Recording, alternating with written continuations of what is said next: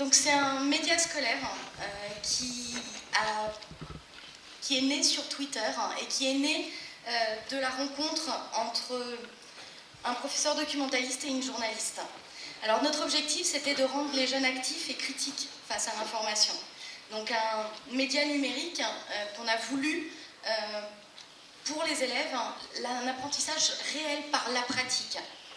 Donc cette rencontre, je vous disais, entre moi, Nadia Lépinous-Chambaud, le Collège de Mon-Trésor, et Emmanuel Leneuf, un journaliste du Flash Tweet, le Flash Info sur Twitter. Donc du coup, c'est quoi Flash Tweet? C'est une matinale digitale sur la transformation numérique. C'est tous les matins à 7h30, un replay le soir. Et donc en fait, Flash Tweet Edu, c'est à la base une copie de ce modèle déjà existant et qui permet de développer sur un projet court et limité et surtout en direct, qui permet de développer un journal par des élèves. Pourquoi Flash Tweet Edu? Ce qu'il faut savoir, c'est que depuis 2 ans déjà, on pratique Flash Tweet Edu dans mon établissement. Et en 2017, 3 classes de Mon-Trésor ont participé, 3 classes de 3e. L'objectif, c'est bien de préparer des élèves de 3e à leur arrivée au lycée. L'objectif aussi, c'est de découvrir l'écriture numérique à contrainte et puis surtout d'être en relation avec une production qui est connectée au monde, c'est-à-dire pas coupée du tout du monde réel. C'est pas simplement un journal que papa et maman vont lire en rentrant à la maison. C'est un journal qui a un réel public et ça aussi grâce à la communauté du Flash Tweet.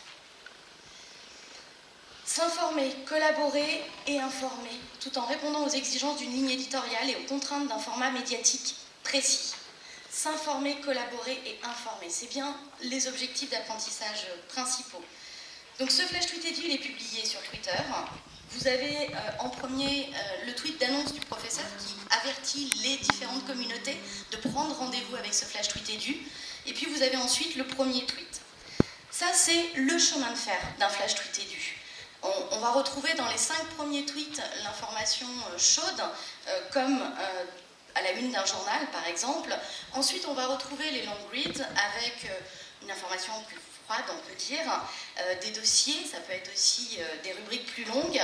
Et puis à la fin, un must read qui va permettre d'ouvrir un petit peu vers un autre sujet, ou en tout cas d'élargir. Tout ça, ça permet aux élèves de vraiment s'engager dans ce qu'ils sont en train de faire. Un vrai travail d'équipe avec une vraie pression, celle du direct. Merci Nadia, merci, bravo. Vous avez 7 minutes pour convaincre, faire le buzz avec votre projet d'Arco. Vous n'êtes pas venu seul ou vous êtes venu seul alors? Je suis venu avec un jeune, mais il est en atelier du coup. D'accord. Bah alors allez-y, 7 minutes pour convaincre. Donc tout simplement, moi je suis responsable d'un accueil de jeunes. Un accueil de jeunes, c'est un peu la même chose qu'un centre de loisirs, mais pour les adolescents. On est situé en Brenne, dans l'Indre, c'est-à-dire dans un territoire très rural, au milieu des étangs et au milieu de la forêt. Voilà, et du coup cet accueil de jeunes existe depuis une dizaine d'années. Et depuis le départ, la ligne directrice de l'accueil de jeunes, c'est l'éducation aux images en général. Du coup, ça donne lieu à plein d'activités différentes qui sont proposées, des tournages de courts-métrages, des visites de plateaux télé, des ateliers de programmation pour que les jeunes se mettent dans la peau de programmateurs et programment des films directement dans les cinémas de notre territoire. Voilà. Dans le cadre des assises du journalisme, on a souhaité mettre un peu plus en avant les courts-métrages qu'on tourne avec les jeunes. Il faut savoir que nous, dans le cadre de nos activités audiovisuelles, on travaille très souvent avec Cyclic, bureau de tournage en région centre pour le cinéma et le livre. Voilà, ce qui nous permet d'avoir du matériel de tournage professionnel, ce qui nous permet d'avoir aussi des intervenants professionnels. Moi-même, depuis le départ, depuis 10 ans, je suis formé par Cyclic pour encadrer ces activités-là. Ça reste du loisir, mais il y a une vraie partie pédagogique. Du coup, l'outil nous permet d'aborder tous les thèmes que l'on veut.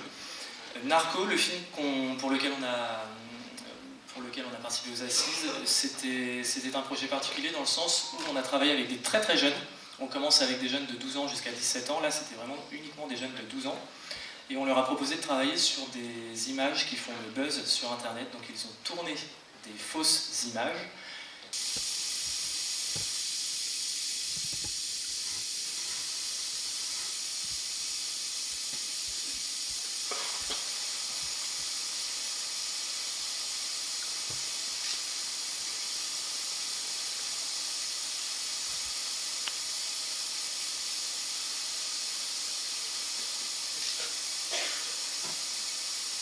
Manuel Archambault, vous aussi, vous êtes venu, Manuel, accompagné. Allez-y, les micros sont à vous, les petites bouteilles d'eau aussi. N'hésitez pas, vous avez 7 minutes pour convaincre. Ça marche. Donc bonjour au Collège Philippe de Comines de Tours. Nous, on a 2 projets, en fait. On a Phil FM, une radio, et on a le presse-papier, un journal.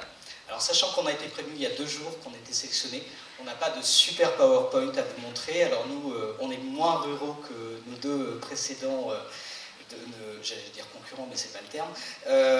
Donc on a du papier. Voilà, donc je pourrais vous faire passer des exemplaires du journal pour vous montrer ce que ça donne. Donc 2 axes, une radio et un journal qui sont en fait complémentaires. L'idée est née avec, il y a 25 ans, donc je n'étais pas au collège, c'est la documentaliste Hélène Duvillard, qui n'est pas là, elle est en Italie, donc qui ne peut pas défendre le projet aujourd'hui, qui a fondé la radio Phil FM au collège Philippe de Comines. Et il y a 5 ans, on a lancé le journal Le Presse-Papier. Donc l'idée, bien sûr, est l'éducation aux médias, apprendre aux élèves à faire une interview, à rédiger un article.